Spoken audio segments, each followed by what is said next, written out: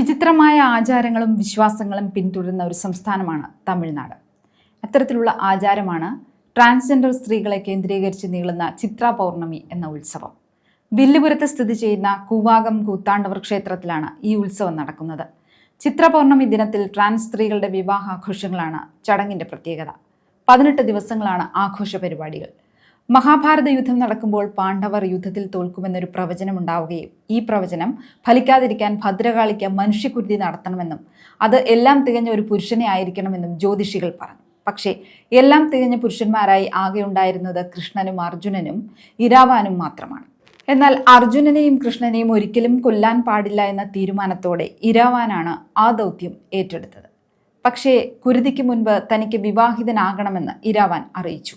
എന്നാൽ ഒരു ദിവസത്തേക്ക് ഭാര്യയായി പിറ്റേന്ന് വിധവയാകാൻ തയ്യാറായി ഒരു സ്ത്രീയും മുന്നോട്ട് വന്നില്ല.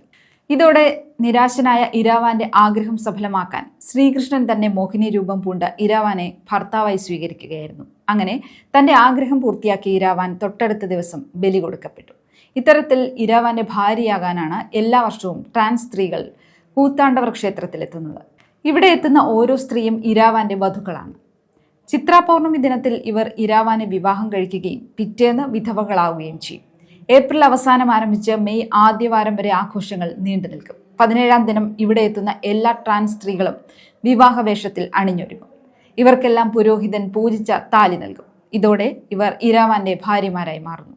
അവസാന ദിവസമായ 18-ാം നാൾ ഇരാവാൻ കൊല്ലപ്പെട്ടതിന്റെ ഓർമ്മയ്ക്കായി വിധവകളാകുന്ന ഓരോ ട്രാൻസ് സ്ത്രീകളുടെയും താലി പുരോഹിതർ അറുത്തുമാറ്റും.